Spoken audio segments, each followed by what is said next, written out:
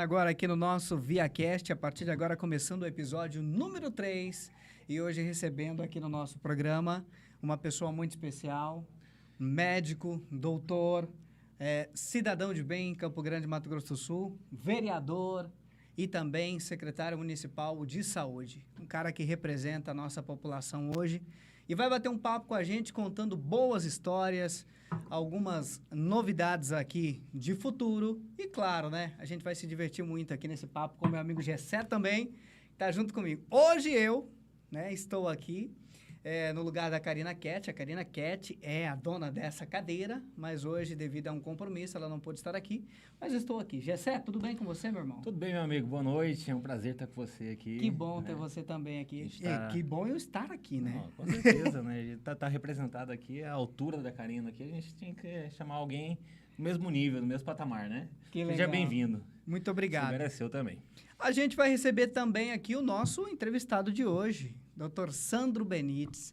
Ele que é vereador e também secretário municipal de saúde de Campo Grande. Seja bem-vindo. Obrigado pelo carinho e espero que seja produtivo a noite. Com certeza será, né, Gessé? Com certeza. Muito obrigado por ter aceitado o convite.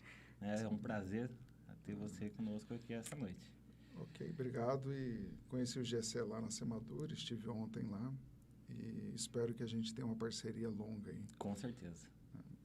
Doutor Sandro Benites, para a gente começar o papo legal aqui, eu quero conhecer um pouquinho desse médico, desse vereador e dessa pessoa que hoje representa a saúde do nosso município e vem trabalhando muito bem. Quem é Sandro Benites?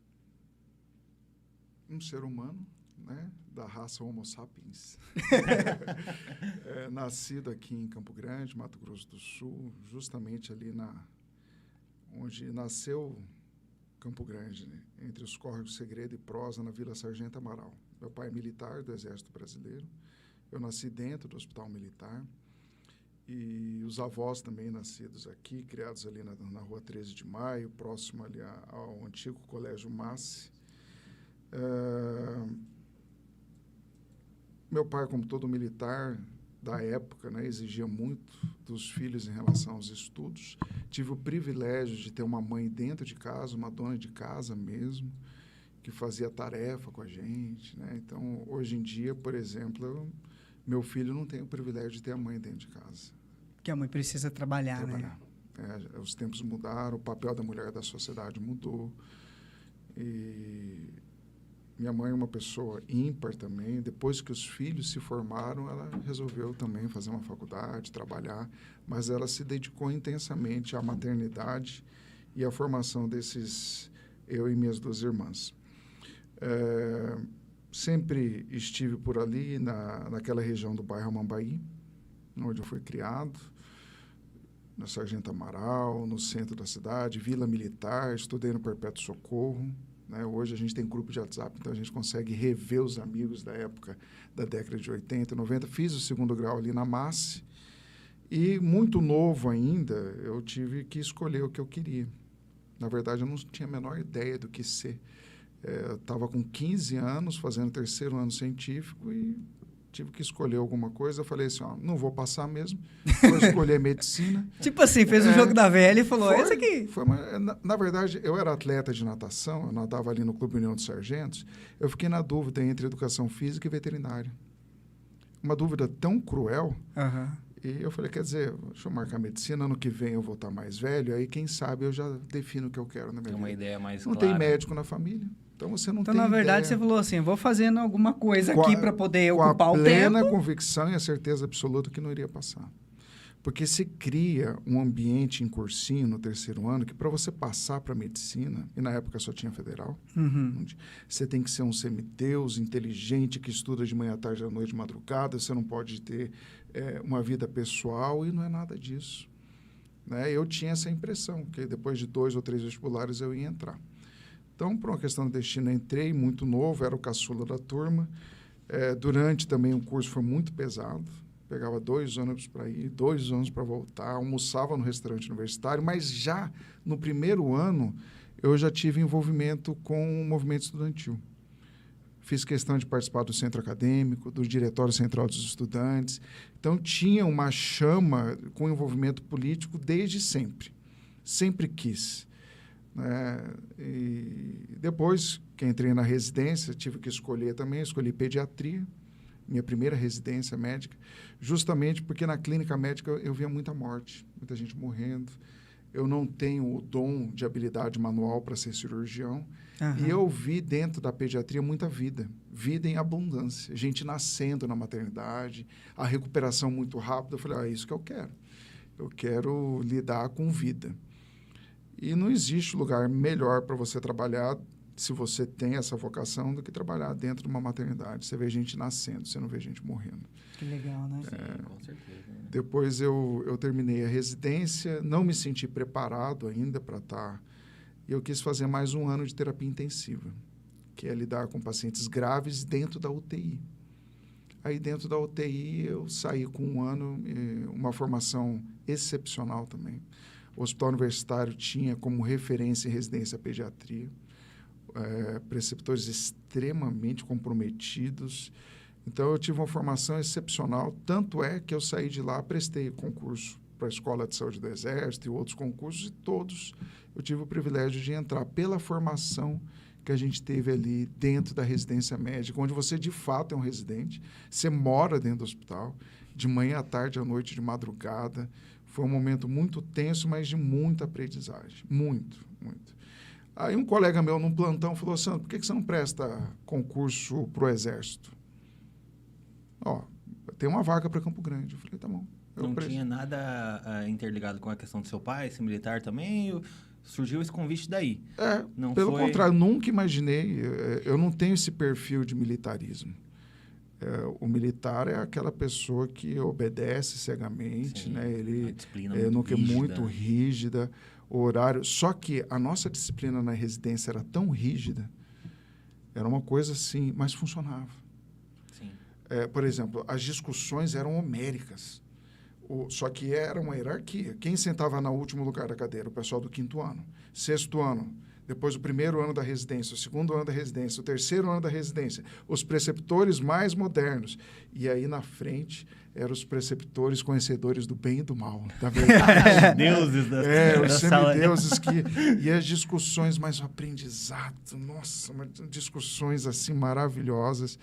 Tenho muita saudade do envolvimento dos nossos preceptores na formação médica, o compromisso não só com a informação, mas com a formação do médico. Muitos deles discutiam ética, né, o que pode, o que não pode, será que é correto ou não. Então, o Hospital Universitário foi uma referência maravilhosa na formação de novas pessoas, e de novos médicos e de bons médicos. Eu sei que agora nós temos residência no Hospital Regional, na Santa Casa, na CACEMS, mas a gente viveu um ápice da formação médica ali dentro do Hospital Universitário no final da década de 90, já ali no finalzinho do ano 2000, no comecinho do ano 2000, quando eu terminei minha residência.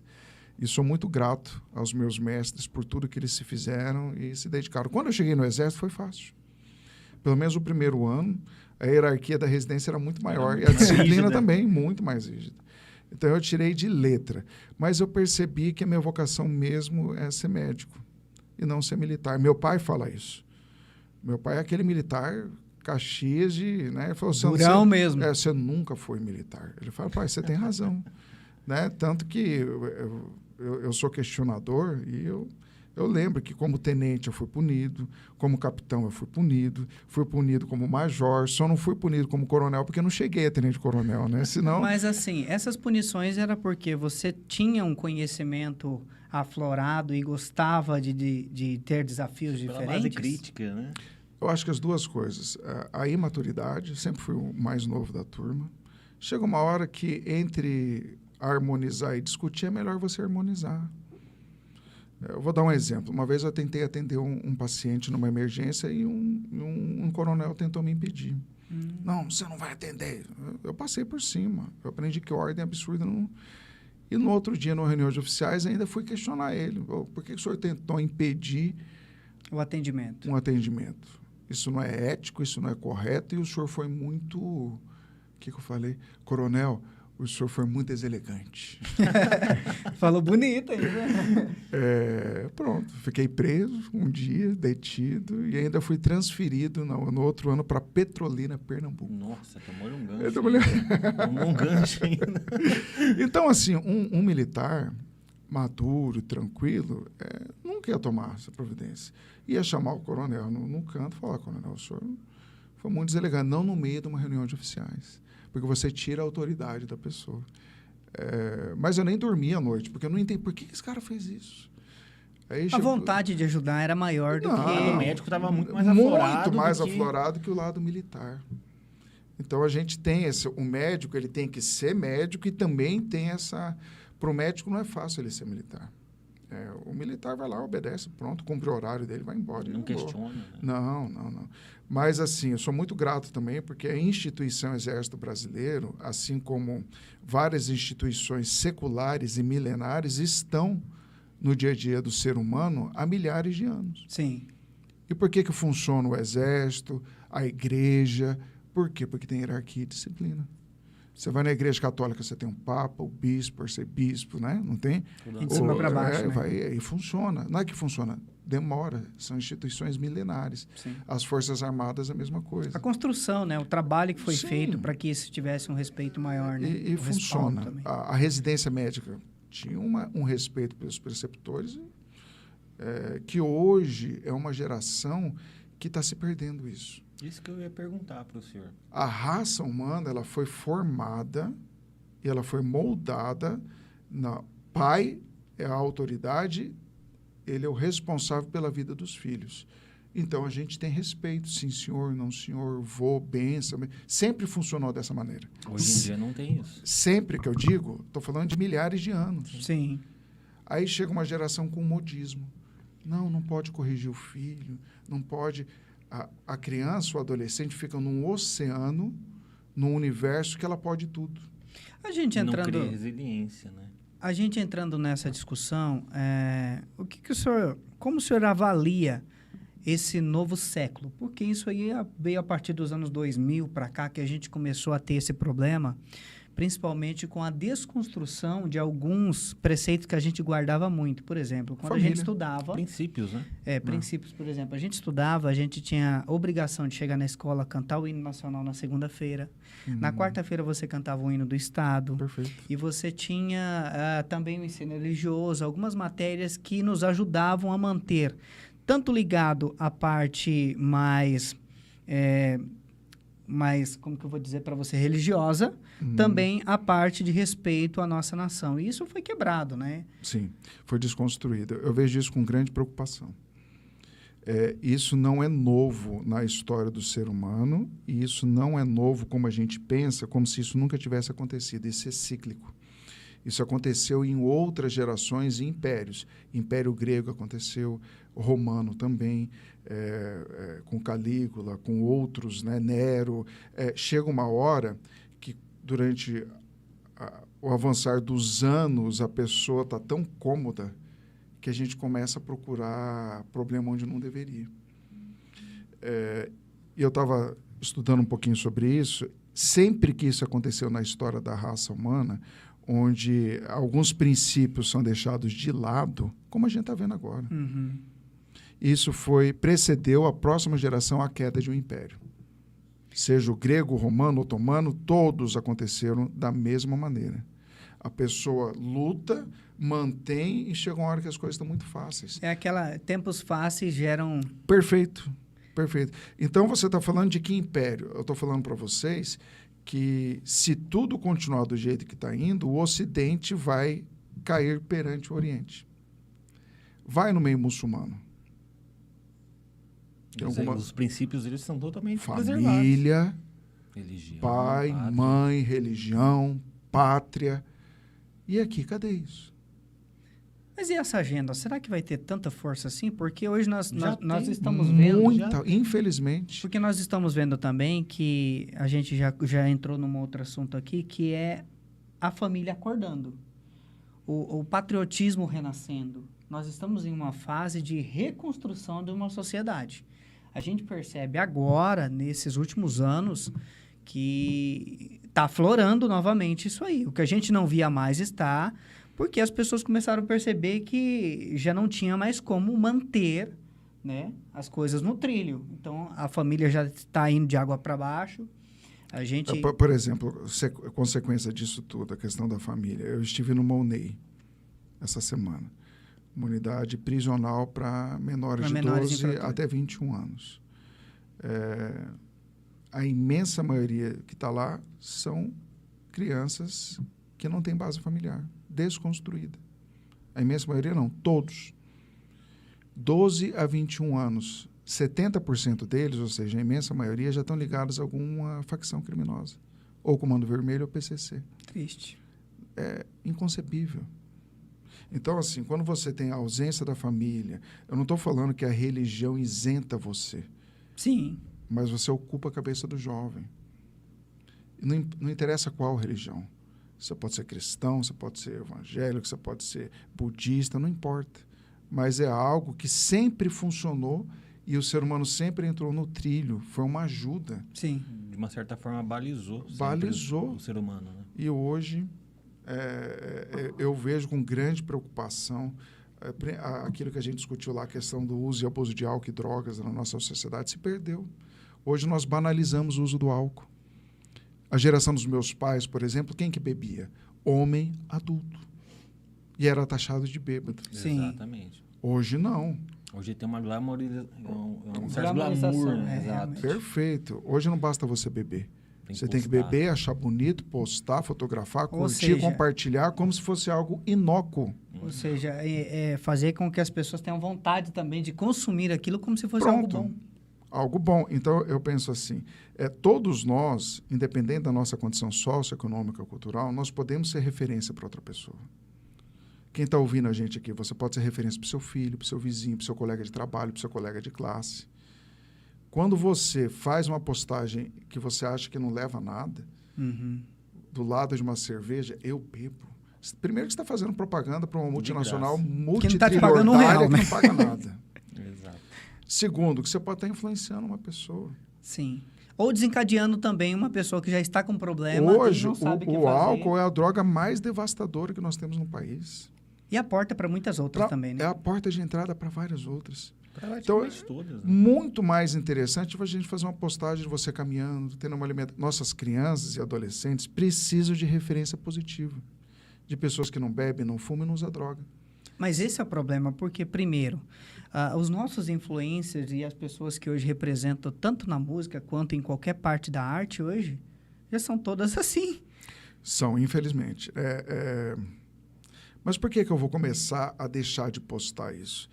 Porque eu ouvi um podcast? Não, a gente começa a tomar uma posição a partir do momento que a gente começa a ter noção que a gente pertence a um bairro, eu pertenço a uma cidade, a um estado, a um país. Quando eu começo a ter noção de nação, eu começo a ter responsabilidade naquilo que eu posto. Mas para eu ter noção de nação, de pertencimento, eu preciso voltar aos meus valores.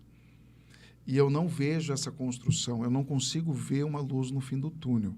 Eu vejo medidas pontuais, mas a grande massa está indo para um caminho que eu não vejo se tem retorno, não. Eu tenho uma preocupação enorme. Lógico que a gente vai fazer o nosso papel. Nós somos formadores de opinião, aqui através desse podcast, através de vários outros veículos de comunicação.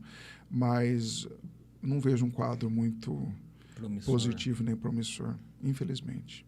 Conhecendo a realidade da nossa periferia, as pessoas querem tudo muito rápido e muito fácil. Por que eu vou trabalhar ganhando salário mínimo se eu posso ganhar um salário mínimo por semana se eu abrir uma boca de fumo? Então, essa questão da...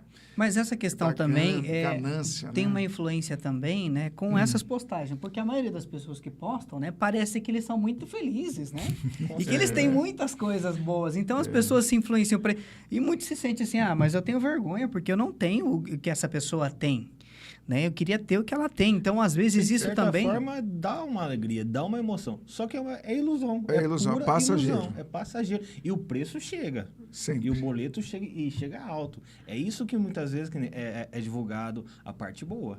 né? Mas na hora que o indivíduo vai ser internado, na hora que gera problema, na hora que bate carro, na hora que gera mundo violência... irreal, o mundo virtual não Isso é não a aparece realidade, né? E tem gente que não vive nesse nosso mundo aqui. É. E a fuga vai ser o celular, vai ser as redes sociais, a droga, o jogo. E é um perigo, porque não é algo que a gente controla. Quem já foi dependente químico sabe o que eu estou falando. Não é algo que você controla. Eu estou com sede, eu bebo água. É uma dependência física e química que o meu organismo tem. É a mesma coisa para o adicto. Uhum. E o adolescente acredita que ele para a hora que ele quiser. Basta a força de vontade. E o senhor tem formação nessa área, né? Durante 20 anos, eu estive à frente do Centro de Intoxicação do Estado. Eu falo que a principal causa de morte por intoxicação até o ano de 2010 eram os medicamentos. Uhum. Tentativa de suicídio, uso inadvertido. De 2010 para 2020, a gente teve uma mudança no perfil epidemiológico. Hoje, a principal causa de morte são os escorpiões, os animais peçonhentos ultrapassando. E em 2020, agora, tivemos uma outra mudança. Grandes centros urbanos, como Rio de Janeiro, São Paulo, Belo Horizonte, Porto Alegre, Salvador, ultrapassando os animais peçonhentos, a overdose por drogas de abuso. Que loucura, né? Olha só, ultrapassando todas as outras mortes por intoxicação. Isso é uma realidade que está longe da gente? Claro que não. Campo Grande, quem vive aqui há mais de 20 anos, na virada do século, quando eu terminei minha residência aqui médica, nós nunca ouvíamos falar de Cracolândia. Sim. Era eixo Rio-São Paulo, Jornal Nacional, Fantástico, Globo Repórter. Hoje, em Campo Grande, nós temos mais de 3 mil pessoas que quebraram o vínculo familiar e estão nas ruas. Sim, a gente vê a todo momento. Qualquer local, vai na antiga rodoviária, vai no Noroeste, vai na Vila Iaiá, vai debaixo de qualquer pontilhão. E é difícil a gente olhar para aquelas pessoas e não sentir pena, né? Porque eu não sinto dó, eu sinto pena pela situação que a gente vê. Mas, assim, parece que a droga, ela vem como um consolo para essas pessoas. O que elas acham? Não, na verdade, é assim. A maioria das pessoas que iniciou no mundo da droga, a gente pergunta, né? Por que você experimentou? Uhum. Influência de amigos. O adolescente tem essa necessidade de pertencimento. Sim, que é ficar num grupo. Num grupo. Todos nós temos essa necessidade. Todos nós. É inerente ao ser humano. É inerente ao ser humano, a não ser que você seja doente. Sim. Desde uma coisa boba, como um time de futebol. Eu sou Flamengo. Até uma paixão política. Uma paixão política. Uma religião. Não, eu sou evangélico. Deus me livre, eu sou católico. Não, eu sou espírita. É algo maior que une as pessoas. Então, o adolescente tem isso maior, é onde o traficante vai. Então, só uma observação. Se você é pai e mãe e está ouvindo, se o seu filho está andando com pessoas que fumam, no mínimo ele vai experimentar. Sim, e aí que está o problema, né? Então, adolescente tem que ser acompanhado por pai e mãe. Sempre foi assim, sempre será. Mas hoje tem uma questão de privacidade, não, tem que respeitar a privacidade. Não tem. Se, você se os amigos as amigas da sua filha, do seu filho estão bebendo, ele vai beber. E o adolescente não é bobo. Sim. Não, mãe, não é porque ele está usando que eu vou usar também. História fiada. Sim, vai usar. O meu pai sempre dizia a mesma coisa para mim. Vai usar. Então, isso é primeiro. Segundo, por que ele experimenta? Curiosidade. Sim. Eu quero experimentar. O cara fala do barato. A hora que eu quiser, eu paro. A imaturidade anda de mãos dadas com a irresponsabilidade. O adolescente é imaturo e é irresponsável. E eu posso falar isso com propriedade, aquela vez que a gente conversou? Eu sou um adicto em recuperação. Perfeito. Aqui, no caso, eu quebro meu anonimato, porque eu passei justamente isso daí. Eu fiquei 15, 16 anos no uso compulsivo e abusivo de drogas. Né? E isso que aconteceu depois, para eu quebrar esse ciclo, foi algo extremamente difícil. Né? E é justamente aquilo. Você sabe a porcentagem de pessoas que se recuperam? 3%. 2 a 3%. 3%. Muito pouco, né? Se a gente tem 3 mil pessoas hoje, ou em comunidade terapêutica, ou nas ruas de Campo Grande, 3%, eu vou ter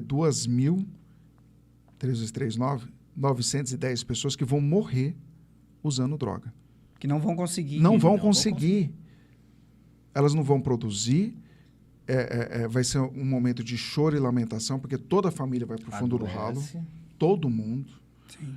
É pai, mãe, filho, vovó, todo marido, esposa. É um desastre. Só quem tem um dependente químico na família sabe o que é. São pessoas que, para se manter nas ruas, eles vão cometer pequenos delitos e não produzem, não ajudam a sociedade. Sim. Então, é um drama. E não adianta enxugar gelo. Porque como não existe tratamento efetivo, onde que a gente tem que atuar? Na prevenção. E essa prevenção vem através do cuidado com a família? Sem dúvida nenhuma. De quebrar muros. Esse em primeiro lugar. Diálogo. Reestruturação da família. Pode parecer cafona, não é uma fala moderna. É estranho, né? Mas Pensar funciona. Hoje que falar de família é cafona, Normal, gente. não Porque, é. por exemplo, eu vejo... Segundo ponto, só para eu não perder esse raciocínio. Escola. Sim. A escola é o local que fomenta a criança, adolescente. Olha que dado triste. IBGE. 2018. 55% das crianças e adolescentes entre 13 e 15 anos do 9º ano do ensino fundamental, 9º ano tem entre 13 e 15 anos, fazem o uso mensal do álcool. Um momento onde devia ser proibido. Por que deveria ser proibido? Porque eu não quero? Não. Quanto mais precoce a introdução do álcool, maiores as chances de dependência química na vida E adulta. é na família que começa, né? Uma festinha de final de ano. Experimenta É só aqui. espuminha. Tal. Só Exato. espuminha. E como é que eu vou quebrar isso aqui? Fazendo orientação. Eu tenho que ter... Nós estamos com um projeto a partir do ano que vem. Gessé, se você puder estar conosco. Com certeza. Dia 13 agora, lá na Secretaria Municipal de Educação, na próxima quarta-feira, às 9 horas, a gente vai estar fazendo uma união entre educação, saúde, guarda municipal, segurança, para que a saúde entre dentro das escolas. Nós vamos fazer um projetinho mensal, todo mês. Não adianta você ir lá fazer uma palestra e nunca mais voltar, não funciona. Sim. ProERD. Escola saudável é escola sem drogas. Tem que ter acompanhamento, Com né? capital No caso. saudável. A gente vai levar isso prevenindo dentro das escolas do município de Campo Grande, o ano de 2024 inteiro. É um projetinho que a gente tem essa intenção e que vai ser a nossa principal bandeira a partir do ano que vem. Mas como é que é? Essa questão também, você acha que não é importante chamar a família? Porque com os alunos ali, tem aquela parte dos alunos que vão escutar. Serão os alunos, os pais e os professores. Porque os pais que têm que estar atentos. Tem, Eles todos. que precisam estar atentos. Na verdade, Campo Grande Saudável, com certeza, é uma capital sem drogas, né? Senão... Sim. Nós vamos fazer parte dessa estatística aí, que com certeza vai chegar aqui. Se eu não tinha causa de morte, eu vou começar a ter. Se eu não tinha Cracolândia, eu vou começar a ter. Nós, enquanto sociedade, nós temos que fazer esse enfrentamento o mais rápido possível. Aproveitar que a caneta está na mão. Sim. E a partir do ano que vem não pode passar disso. Eu e o secretário Lucas da Educação já conversamos e a gente vai fazer esse enfrentamento pontual dentro das escolas envolvendo a família. Agora, o senhor começou esse trabalho na Secretaria de Saúde de Campo Grande em dezembro. Esse ano você fez, então, aniversário, né? Temos aí um aninho. Perfeito. E quais foram as maiores dificuldades que o senhor tem encontrado para poder fazer tudo isso caminhar? Porque a gente vê que realmente a gente tem uma estrutura ainda precária, né? Porque precisa de muita atualização, principalmente na questão de dados e algumas... Eu acho que nós temos, assim, 3 grandes desafios. Em primeiro lugar, a estrutura física das nossas unidades. Isso. Algo vergonhoso, vexatório, você entrar dentro de uma unidade de saúde e está chovendo mais dentro do que fora. Sim. Eu não sei onde que estávamos todos nós que deixamos isso acontecer.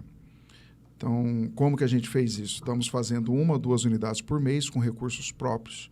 Em um ano, teríamos entre 12 e 24 unidades revitalizadas, nós estamos com 30. Mas eu tenho 124 unidades para serem revitalizadas ainda. O próximo gestor, seja ele quem for, vai ter que fazer a manutenção disso. Como que eu faço isso para fazer a manutenção a longo prazo? Sensação de pertencimento. Se o funcionário olha um buraco na parede e fala isso aqui não é nada, daqui a pouco vira uma cratera. Se ninguém fizer nada, a ver com isso. Eu não tenho nada a ver com isso. Se o usuário fala eu não tem nada a ver com isso, são as pessoas que apontam o dedo.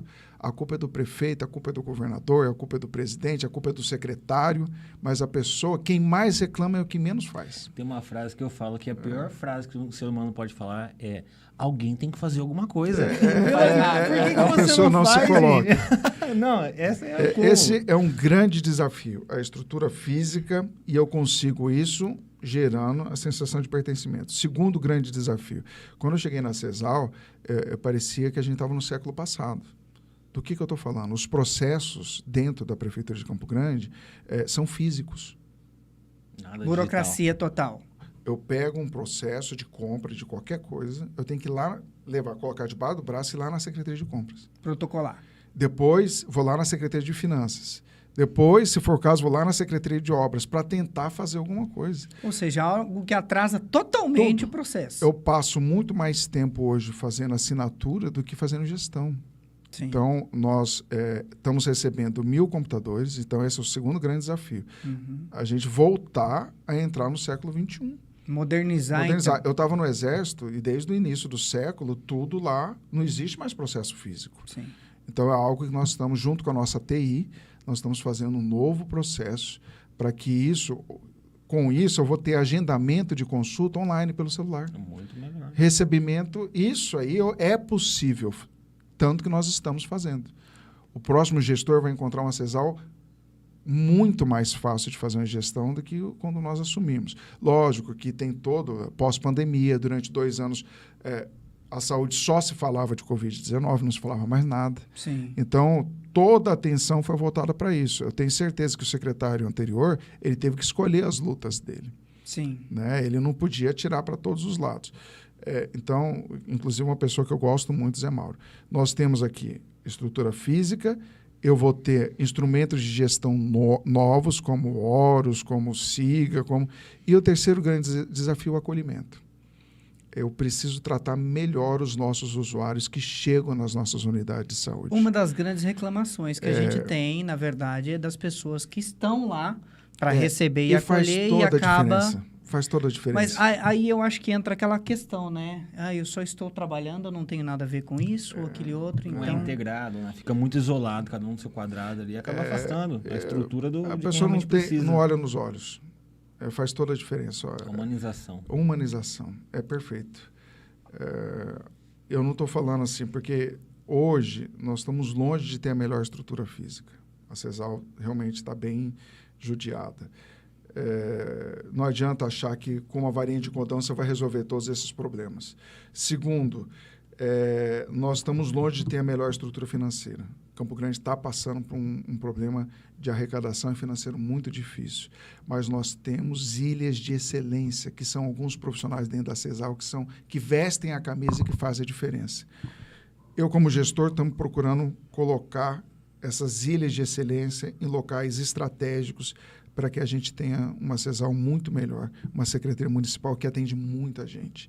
É lógico que quando você é vidraça, quando você ocupa uma pasta como é a saúde, existem, eu falo que 3 tipos de pessoas. Pedras para todo lado, né? Porque existem aquelas pessoas que gostam de ajudar e têm prazer em fazer, né? Essas são muito bem-vindas ao time. E existem aquelas pessoas que nasceram para ocupar espaço. Sim. O que você faz? Eu respiro. Né? Eu pego o oxigênio e transformo em CO2. Eu ajudo as árvores, né? Porque elas fazem a fotossíntese ao contrário. Mas existe o pior tipo de gente, que são aquelas que nunca fizeram nada para ajudar ninguém. Mas falam muito. Mas quando vê alguém fazendo, vai lá e joga uma pedra. Critica. E nós temos que aprender a conviver com esses seres viventes, né? Que só gostam de criticar, nada tá bom, nada é o suficiente, mas faz parte do dia a dia. A gente tem que ter consciente emocional para lidar com esse tipo de gente. Tão bom falar com o doutor, né? Ele fala tão bem. Quando a gente fala com uma pessoa uma que aula tem praticamente que a gente está vendo aqui. do assunto, é muito bom. Mas a gente vai falar o seguinte, tem um parceiro da gente aqui na GCE, que está certeza. fazendo parte com a gente, já veio muitas pessoas querendo nos ajudar a manter isso aqui. E o GCE vai trazer para você aqui uma novidade. Quem é que está com a gente? Bom, primeiro eu vou te perguntar, Cabeça. Eu já comecei a chamar ele, né? Por causa do papo Cabeça, ficou Cabeça. Tá bom. Final do ano é sempre bom a gente ter um dinheirinho na mão, né? Totalmente, Com né? certeza. Passar o final de ano sem dinheiro, é complicado. E como faz? Então, aí, para você que está aí, nos acompanhando aí, tem uma empresa que está atendendo a nível nacional e está atendendo nosso estado aqui de Campo Grande, Mato Grosso do Sul, que é a InvestCred. Né? Interessante. Que é uma empresa de crédito consignado, na qual ali você pode antecipar o teu FGTS. Né, para você ali que tá com o teu 13º na conta ali. Pagar os licenciamento, IPVA. Festa no final do IPTU, ano, comprar presente, fazer todas essas questões. Viajar. Com certeza, maravilha. Você vai viajar esse final de ano? Eu tô querendo. Você vai me emprestar o dinheiro? Não, vai lá no Invest. Bom, então faz o seguinte, entra lá no Instagram da InvestCred, vai falar com a Jéssica. O contato dela é o 48 996 86 6043, é isso? 9688-6043. É que é tanto meio aqui, tanto dinheiro, eu já estou pensando no dinheiro na minha conta. É só você ter acesso ao celular, né? Chamar ela que qualquer horário, final de semana, à noite, em 5 minutinhos ela falou que ela libera esse dinheiro para você, estando disponível para você, já libera para sua conta. Então, gente, não perca tempo. Entra lá no Instagram, Investe Cred, ou apenas nesse número que eu vou estar falando para vocês, 489-9688-6043. E você vai falar com a Jéssica, ela está pronta te esperando para poder te atender. Eu acho que eu descobri um novo locutor aqui, viu? Você viu? Você viu? O que o senhor achou, senhor Sandro? Excelente, Jéssica. Muito Até eu quero bom. pegar esse empréstimo aí agora. Maravilha. Eu vou passar o contato da Jéssica pro senhor depois, hein, Obrigado, doutor? obrigado. E tem mais um parceiro da gente, que é as farofas Samap. Essas aqui... Eu já comi. Já É, comeu? mas é muito bom. Bom, cara, né? Muito bom. E se eu puder levar para casa, eu agradeço pelo menos uma aqui. Olha, a gente não costuma dar. A gente vai fazer, vai dar esse Essa será a brindezinho. sua. Muito bom, cara. Costelinha com limão. Costelinha com limão, E tem- picanha com passa. Isso, eu vou querer essa aqui. picanha E a com- costela, e a de costela. São 14 sabores. Nossa, Né? tá E bom. olha, tem piqui, costelinha com limão, torresmo, bacon, picante, carne seca, alho. São diversos sabores. Saio satisfeito com um de cada aqui. A gente vai montar um kit para o Faria, senhor muito fazer um obrigado, final de ano muito. completo com farofa Samap. Não vai, muito não bom. vai faltar farofa Bom Samap. demais, é representatividade. Nosso secretário de saúde levando farofa Samap. Com certeza. A depois- propaganda tá gratuita. Perfeito. Exatamente. perfeito. Se você quiser conhecer mais dos produtos da Farofa Samap, quem distribui eles oficialmente aqui no nosso estado é a Ourives Alimentos. Entra lá no Instagram também, @Ourives Alimentos. Lá você vai encontrar diversos produtos também, não somente farofas, como a linha da Porofood, Tacho Mineiro, mas aqui especialmente a gente está falando das farofas temperadas Samap. Bom, doutor, já está quase dando o tempo que o senhor precisa, também tem os seus afazeres, mas o papo tá tão bom que nem parece que a gente está aqui fazendo um podcast, né? Exatamente. Parece que é uma conversa de amigos. Eu quero fazer uma pergunta para o senhor. Nós temos que cuidar muito bem das nossas crianças. E acabou de sair uma novidade agora aqui para a gente sobre a vacinação que será exigida para as crianças a partir de agora, né? A Secretaria de Saúde parece que está exigindo um calendário. Como é que funciona isso? Como é que vai funcionar para as pessoas que estão ouvindo ficarem atentas? Na verdade, essa é uma determinação para as escolas estaduais, não municipais. Mas a apresentação da carteirinha de vacinação, não adianta levar se estiver incompleta. Eu falei da minha mãe aqui, ela tinha o maior orgulho de mostrar a carteirinha de vacinação das minhas irmãs e minha. Até hoje eu tenho a minha carteirinha e carrego a do meu filho. Mais do que um ato de responsabilidade, é um ato de amor. Não existe maneira mais simples, eficiente e eficaz de se evitar qualquer doença que não seja através da vacinação. Nós temos doenças extintas, paralisia infantil, sarampo, mas temos 74 unidades básicas de saúde à disposição da população, mas não está sendo suficiente. Nós temos que ir até a população. Inclusive, a partir do ato da matrícula, a partir do ano que vem, falei com o nosso secretário municipal para que os pais autorizem, por exemplo, a vacinação dos seus filhos durante o ano inteiro. Porque hoje eu preciso de uma autorização. Na minha época não tinha nada disso. Você chegava, entrava na fila, filho, e era uma pistola. Revolvinho, eu tomei revolvinho. Eu tomei o revolvinho, tem a marca até hoje. E o pessoal na fila e pronto, próximo, né? Hoje é toda uma burocracia em cima de algo que só vai trazer benefício para a população. Então, você pai, mãe ali, aproveite, leve seu filho para vacinar e autorize que nós, por exemplo, nós temos uma vacinação que já foi extremamente cara para HPV.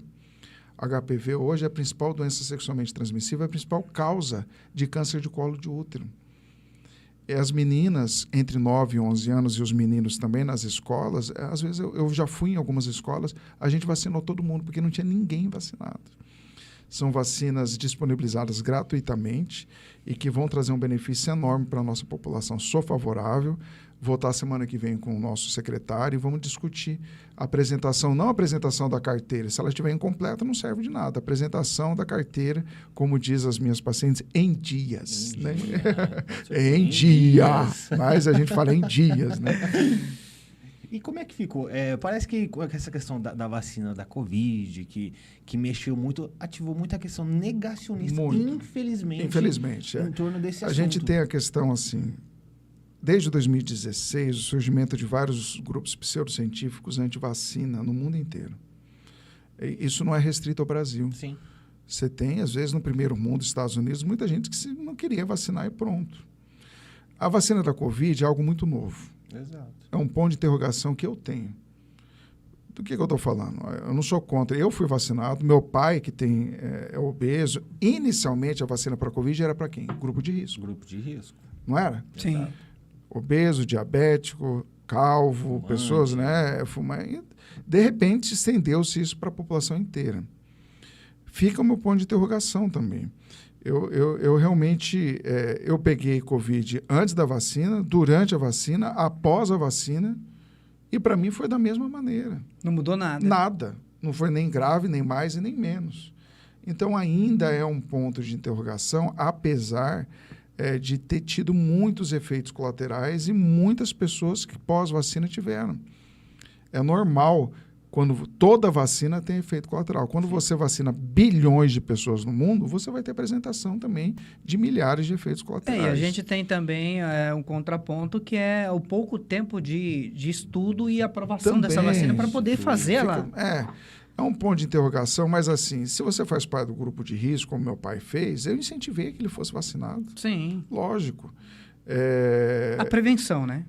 Como eu peguei 2 vezes e ainda fui 2... Eu estou 4 vezes vacinado. Toda vez que você tem contato com o vírus, você desenvolve imunidade. Uhum. Né? Para criança, qual que é a minha posição? Realmente eu tenho um ponto de interrogação. Por quê? Durante toda a pandemia, nós tivemos os hospitais lotados. Sim, e poucas crianças, né? De adulto. Exatamente. Nós tínhamos 3 leitos de UTI pediátrico no Hospital Regional, fomos para 15 ilhas, ou seja, de 30 para 150. A nossa UTI pediátrica continuou com os mesmos 10 leitos. Graças a Deus, no meio dessa tempestade de emoções, as crianças foram poupadas do Covid. Né? Agora tem a síndrome pós-Covid. Então, realmente é um ponto de interrogação. Eu acho que tem que ser uma responsabilidade do pai e da mãe fazer essa vacinação ou não.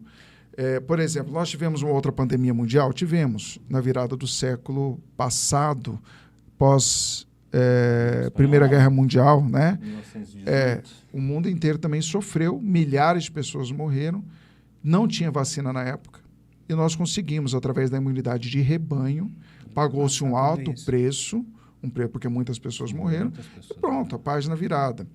Hoje, tem gente morrendo de Covid? Não. Não, mais. Graças a Deus. Eu não quero mais ver aquilo. Eu nunca me senti tão útil e nunca atendi tantas pessoas como no período da Covid. Qualquer profissional de saúde com mínimo de sensação de pertencimento trabalhou muito mais nesse período do que qualquer outro. Então, assim, nós venceríamos a Covid com ou sem a vacina, como foi no século passado. Graças a Deus que teve uma vacina. Adiantou o processo. Infelizmente, não teve a mesma eficácia do que nós imaginávamos. Inicialmente, era 1, 2 doses, você está... Agora parece que a gente vai ter que tomar direto. Provavelmente. Sazonal, Como né? acontece com a gripe. Exato. Né? Novas vacinas estão surgindo. Ontem eu estive com o Dr. Rivaldo. Provavelmente nós vamos ter vacina para dengue. Em breve. Que tem E é difícil, uma né? das coisas que a gente deveria se preocupar muito, porque, como Deus a gente estava me falando, livre, na época né? da pandemia, esqueceram-se da dengue. Tudo, E a esqueceram de dengue tudo. é algo que mata muito, principalmente aqui no nosso estado. Né? Verdade. E assim, eu acho que a solução, apesar do método Wolbachia, hoje você introduz uma bactéria nos mosquitos que os ovos não conseguem eclodir. E a gente tem essa tecnologia aqui em Campo Grande. Que legal. Então nós não vamos mais vivenciar o que a gente vivenciou tempos atrás, com dezenas de mortes por dengue por conta da introdução dessa bactéria no nosso meio ambiente. A pandemia ela desencadeou várias coisas. Era visto já, as pessoas já comentavam que a gente vai viver uma era antes pandemia e pós-pandemia. Isso. Né? E assim, criou essa questão negacionista e também tem a questão mental. Né? Que, por exemplo, aconteceu ali que muitas pessoas ficaram 2 anos confinados ali e após retornar, e com esse excesso de informações que a gente teve também, de preocupação, de sensação de morte... Bombardeio, né? Exatamente. O ser humano não voltou ao normal. Muitos casos de pânico, de depressão, de ansiedade. E não é que eu ouvi falar. Eu vivenciei isso com meus amigos e parentes. Pessoas próximas que desenvolveram por a questão do estresse mesmo durante a pandemia, medo, pavor. Então, é algo, a saúde mental está em voga, né? Porque nós estamos vivenciando tempos difíceis. Essa semana em Campo Grande a gente teve 2, 3 casos bem emblemáticos de Pessoas se pessoas, suicidando, né? Exato, buscando... Tirando a esse própria tipo de- vida, tirando a própria buscando vida, algo que a gente não consegue compreender. Né? E isso também faz parte desse processo, né? Que a gente passou desse confinamento e as mudanças que a gente teve. Muita gente acabou se afastando, né? E Se isolando. se isolando demais e aí acabou desenvolvendo esse problema. Mas, doutor Sandro, o nosso papo está muito bom, mas a gente precisa liberar o senhor. Eu quero fazer uma pergunta. O futuro político do doutor Sandro em Campo Grande. O que a gente pode esperar do doutor Sandro nessa área? Eu estou aprendendo ainda com a política. É um aprendizado eterno. É meu primeiro mandato como vereador, que é o menor posto dentro do... Né? Você tem vereador, deputado, federal, estadual. A gente está vivendo intensamente a vereança. Veio o privilégio e a oportunidade da nossa prefeita Adriane Lopes estender esse convite para que a gente assumisse a Secretaria Municipal de Saúde. Foi algo inesperado, porque isso é coisa mais para frente, eu imaginava. Mas eu nunca me senti tão útil enquanto médico, enquanto ser humano. Nunca pude ajudar tantas pessoas como esse ano que eu passei ali na Secretaria Municipal de Saúde. Nunca. Eu realmente estou extremamente realizado. A gente faz parte de um grupo. Política não se faz sozinho. Sim. Você se faz em grupo. Então, a determinação do nosso grupo é que a gente vá para a reeleição ano que vem, né? Sempre com a bandeira da saúde. No meu caso, pelo fato de ser militar de direita, a favor da família, conservador, eu acho que é o futuro. Não tem outra opção. Infelizmente, o voto é emocional. E a gente tem que saber trabalhar na emoção das pessoas. O voto não é racional. Se fosse racional, a gente ia olhar aqui a Venezuela, a gente ia olhar a Coreia do Norte, a gente ia olhar e veria o desastre que é aonde a esquerda coloca o dedo. Acontece isso no Brasil inteiro. Se a gente tivesse o privilégio de dividir 2 países, olha a Coreia do Norte e a Coreia do Sul, olha a diferença do IDH. Sim. Olha as pessoas vindo da Venezuela aos montes para cá. E Venezuela, na década de 90... a esquerda é linda. É linda. A esquerda... Só ninguém quer ficar lá, né? Não é isso. O que eu digo assim, a teoria é maravilhosa. Somos Sim. todos A teoria iguais, marxista ali juntos. é perfeita. Mas, na prática, não funciona. Nunca funcionou em lugar nenhum do mundo. Só traz tristeza, só traz pobreza. Então, mas e esse momento que a gente está passando, que a gente, na verdade, o que a gente está comentando aqui pode ser um problema? Não entendi. Na questão jurídica, da gente não ter mais liberdade dessa comunicação limpa, a gente está comunicando algo aqui que hoje está sendo praticamente proibido de ser dito. Sim, mas toda ditadura começa assim. Começa assim. Né? E todo regime de esquerda no mundo inteiro termina com ditadura. Maduro, Fidel Castro, Coreia do Norte, aquele Ho Hin Chin, não sei, onde as pessoas são veneradas. Faz parte do processo. São a gente está caminhando. supremos, né? São líderes extremamente populares e que as pessoas idolatram como se fossem semideuses. Nós estamos vivendo esse processo aqui no Brasil. Mas se a gente for analisar, a América Latina todo um tempo atrás estava debaixo do regime militar. Sim. Agora, nós estamos passando por um regime de esquerda.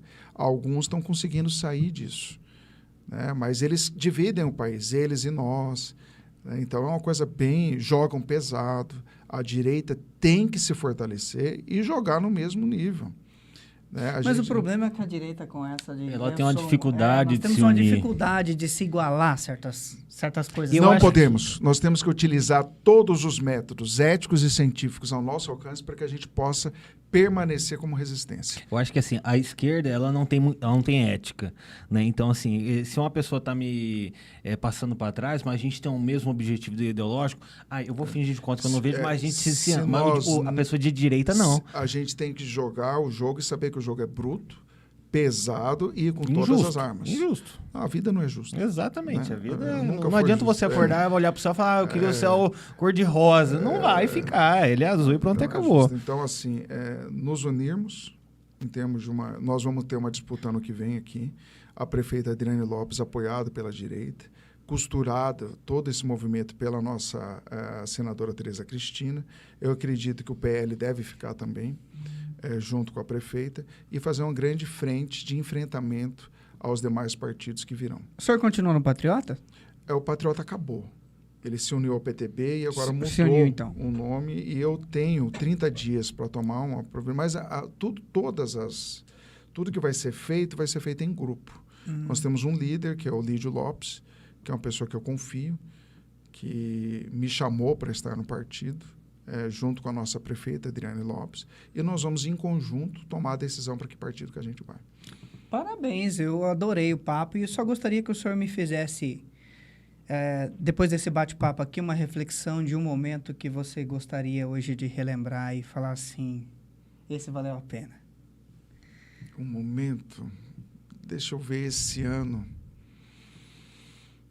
dentro da Secretaria Municipal de Saúde, eu acho que o momento ainda está por vir. Nós vamos fazer, depois de amanhã, uma grande confraternização com todos os nossos servidores. E juntos nós vamos estar comemorando não só esse ano, mas nos organizando para o enfrentamento do ano que vem. Esse ano tivemos vários momentos maravilhosos. Conheci pessoas incríveis. A Secretaria Municipal de Saúde tem pessoas que vestem a camisa. Mas eu acho que, se eu fosse escolher um momento, seria a inauguração da primeira obra que nós revitalizamos lá no Aerorancho 4. Era uma obra que estava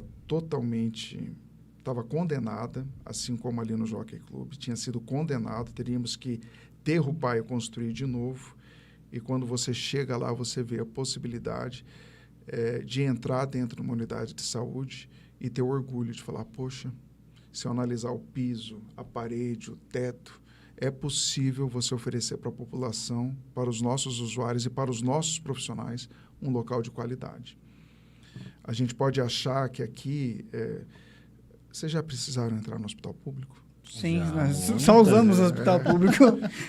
Faz uma reflexão, olha o piso. Entra no banheiro do hospital público. Sempre tem algo, um vazamento, tem uma infiltração. Você tem certeza que você está num país subdesenvolvido, latino-americano de terceiro mundo, não está? Sim. Será? Na mesma cidade imaginária chamada Campo Grande, sai desse hospital público e vai para o fórum. Sim, é diferente. Completamente. É público? Bem diferente. Vai para o Tribunal de Justiça. Mas eu acho que é quem atua. Assembleia. É quem atua. Tem alguma coisa errada. A valorização da saúde não é só no salário, é a estrutura física. Então, nós estamos dando o mínimo de dignidade para os nossos usuários e para os nossos profissionais também. Então, quando eu vi aquela imagem, a gente fez ali a inauguração da saúde delas. Quando eu olhei aquilo ali, porcelanato, grafiato, eu falei, poxa, eu acho que é possível. E se a gente continuar nessa batida, a nossa secretária adjunta vai continuar como secretária, com a mesma equipe que nós deixamos lá. Então, eu acho que ano que vem nós vamos dar prosseguimento e torcer para que a população de Campo Grande saiba escolher os seus representantes a partir do ano que vem, seja quem for. Seja de direita, de esquerda, tem gente boa em todas as áreas, mas pessoas que façam. Sim. Não pessoas que falam que vão fazer. Falar que vai fazer, todo mundo fala. Mas a pessoa... E Campo Grande tem muita gente que faz a diferença. Vamos saber escolher racionalmente os nossos representantes. É isso que nós precisamos, né, Ter Gessé? critérios específicos, né? Ter conhecimento realmente de quem a gente está colocando no poder. Isso faz total diferença, né? As pessoas tinham uma mentalidade, né? Que eu vou fazer um pouco isso com esse fulano, mas acaba não investigando quem que é aquela pessoa que realmente... Ainda temos aquela... eu conheço fulano, eu vou votar nele porque eu já vi ele lá. Eu vou votar porque é meu amigo, eu vou votar porque é do meu amigo, bairro, porque é da minha igreja, porque é do meu... Não. Mas a pessoa não está vestindo a camisa e não está afim de fazer nada. Exatamente. E tem tanta gente fazendo. Campo Grande tem ilhas de excelência em todos os bairros, desde a periferia como pessoas da alta sociedade. Então, quando for analisar, analisa friamente, que daí é uma escolha que pode fazer a diferença na vida de muita gente. Doutor, sem querer atrasar, acho que o senhor já está quase no limite, tem uma pergunta de uma ouvinte. É a Caroline da Sindark MS. Boa noite. É sobre uma questão. Tem uma pergunta ao secretário. Existe uma proposta de construção de um hospital municipal em Campo Grande? Nos postos de saúde não tem estrutura nem pessoal suficiente. Tem essa... Sim, nós estamos chegando a uma capital com quase 1 milhão de habitantes. Sim. Hoje, do orçamento bilionário que eu tenho dentro da CESAL, a imensa maioria desse orçamento vai para os hospitais contratualizados. Santa Casa Regional HU, Hospital Regional, São Julião, Hospital do Pênfico, Maternidade Cândido Mariano. Então, assim, eu tenho que disponibilizar um valor imenso para esses hospitais. E eu não consigo ter gestão sobre eles. Se eu tiver um hospital municipal, que vai ser uma parceria público-privada, porque se for depender só do sistema público, entrega daqui 10 anos. Sim. Vai ser que nem a antiga rodoviária. Exato. Vai ser que nem aquele aquário do Pantanal. Meu Deus do céu. Vai passar várias gestões. Então, hoje, o que há de mais moderno em gestão pública é parceria público-privada. Você faz a parceria. Hoje, você constrói um hospital através de hangares, é como se fosse um Lego. Em 9 meses, você entrega para a população. Sim. Né? Aí eu vou ter condições de fazer uma melhor gestão nas nossas unidades de saúde, tendo um hospital de retaguarda. Né? Assim, as unidades estão sucateadas. Nós melhoramos muito, mas vai precisar de pelo menos mais uma gestão de 4 anos para que continue esse melhoramento, contínuo e permanente. Sim. Né? E eu tenho certeza que esse hospital municipal é um anseio da população e uma necessidade que nós temos. É que a degradação vem de muitos anos, Muitos. Né? Não começou mas agora. vai na Santa Casa, está lotado. Sim. Vai no regional, tá gente saindo. Barrotado. Vai no HU, a mesma coisa. Ou seja, a gente precisa de mais um hospital na nossa capital. Sim. Bom, doutor, a gente está aqui acompanhando os nossos comentários. Tem muita gente elogiando o seu trabalho aqui, né? Tem um pessoal aqui, né, dando parabéns pelo seu trabalho. A Karina Tietty, ela está participando com a gente. Está participando, está fazendo uma pergunta aqui. Pergunta para o doutor Sandro, se na visão dele, por que a saúde é tão difícil de caminhar no poder público? Hoje nós temos vários motivos. A saúde ficou muito encarecida. Surgimento de novas tecnologias que encareceram a medicina. Ressonância, angiorressonância, tomografia. Hoje se pede exame para tudo. Falta de contato humano, aquele antigo clínico que resolvia o problema, a formação do médico. Então, você encareceu. Antes, 15% de um orçamento de uma capital era o suficiente. Hoje, nós estamos chegando a mais de 30% e não está sendo suficiente. Judicialização da saúde. É uma coisa absurda. Eu tenho que entregar fralda para as pessoas, medicamento que não fazem parte do Rename. Então, as pessoas tudo judicializa e aí encarece. Uma cirurgia de plexo braquial, R$1.200.000, não vai resolver a vida da pessoa com problema. Sim, vai continuar com dores, vai continuar... Não vai ter um movimento e eu vou estar... destinando o dinheiro que poderia ser utilizado em outro lugar. Para milhares de pessoas. Exatamente. Então, se eu continuar com esse processo de judicialização, nós vamos quebrar o sistema. Então, uma das grandes preocupações da Secretaria Estadual de Saúde, estive num congresso agora só de secretários, é para todos eles. E fora que as pessoas também, eu digo que o SUS é uma grande mãe, que virou uma grande vó que cria um filho sem limites. As pessoas querem tudo na mão. Eu estava saindo, concluindo, eu estava saindo do 100, e uma pessoa, secretário, vem cá. Eu falei, bom dia, tudo bem com o senhor? Como é que vai? Como é que o senhor está? Não tem nenhum remédio no posto. Eu falei, não tem nenhum, não. A gente entrega 200 mil remédios todos os meses. Como é que não tem nenhum? Talvez o que o senhor esteja usando não tenha. Até porque a procura é muito grande. O que o senhor usa? Losartana. Eu falei, legal, custa R$5. Eu tô tendo que comprar. Eu falei, olha, nós não temos hoje, semana que vem chega, mas se o senhor atravessar a rua, o senhor está vendo ali, a farmácia popular, o senhor consegue de graça. Eu falei, eu quero pegar no posto. Eu falei, olha, se o senhor quiser, eu pego pro senhor. Eu trago aqui um copinho d'água, coloco na sua boquinha, aí o senhor engole e mostra para mim. Então, as pessoas, murmuradores crônicos, se reclamam de tudo. Facilidade gera dificuldade. Então, daí eu falei, pô, como é que o senhor está fazendo? Ah, eu estou comprando. Faz o seguinte, meu amigo, continua comprando, então. Porque a pessoa não está satisfeita. Assim, a vacinação, nós oferecemos em todas as unidades. E a pessoa quer que a gente vá na casa vacinar. É assim, um Estado paternalista, maternalista, deve ter negócio, vó-lista, né? Porque quase isso. As pessoas querem tudo hoje. Calma, meu amigo. Você tem que fazer o seu esforço, o seu papel também. A saúde é obrigação do Estado e um direito de todos. Não é só do Estado. vírgula, continua. Exato. Responsabilidade de cada De cidadão. cada indivíduo. Sim. Então a gente tem que também ter essa imagem, senão você vai só apontar dedo e não vai resolver o problema de ninguém. E a pessoa sucumbe, morre reclamando e não faz nada. Isso mesmo. Né? A cada solução apresentada, ela cria um problema. Né? Para ela continuar nessa maré de reclamar, de reclamar. Mas Um assim, ranzinza, né? a gente atende, é um absurdo o atendimento da CESAL. São milhões, 1,6 milhões de atendimento por mês, por médico, enfermeiro, agente comunitário de saúde, agente de combate à endemia, saúde mental, saúde prisional. A CESAL está dentro de todos os presídios de Campo Grande atendendo. São milhões de atendimento por mês. Vamos supor que eu exagerei, tem um mês que a gente atendeu só 1 milhão de pessoas. Só 1 milhão. Se eu conseguir ter um máximo de eficiência e ter 99% de pessoas satisfeitas. Se eu tiver 1% de 1 milhão insatisfeito, Então, um problema sério. eu tenho 10 mil pessoas que não estão satisfeitas. E essas 10 mil faz um barulho. Faz então. É rede social. Mas os 99% que tiveram atendimento lá e foram bem atendidas, isso não vai aparecer. Eu tiro uma base, porque eu sou locutor de rádio. Então, a gente costuma dizer o seguinte: quando a pessoa não liga pedindo música, é porque a programação tá top. Legal. Simples assim. Gente, eu preciso ir mesmo. Vamos, então, Agora, doutor, muito obrigado. Só vou te Imagina. mandar um abraço aqui da Daniele Dal Castel Macedo, tá mandando um abraço pro senhor, o William Albuquerque Andrade, Um João abraço. Jorge Horácio, Thaís Cristiane, Celso Chaia, Luzinete Dias, disse aqui, eu sou, sou administradora do seu trabalho, doutor Sandro, secretário de excelência. Marcela Rodrigues está dizendo, doutor Sandro é uma pessoa diferenciada, com a disposição de trabalhar incrível. Aí tem gente dizendo aqui, eu sou muito grato por fazer parte dessa gestão do doutor Sandro e faz uma diferença, uma pessoa maravilhosa. Aí temos aqui a Noeli Rangel, boa noite para o senhor também, desejando sucesso. A Valéria está dizendo que hoje é o dia da família, então já aproveita para a gente deixar isso aqui muito mais gostoso, né?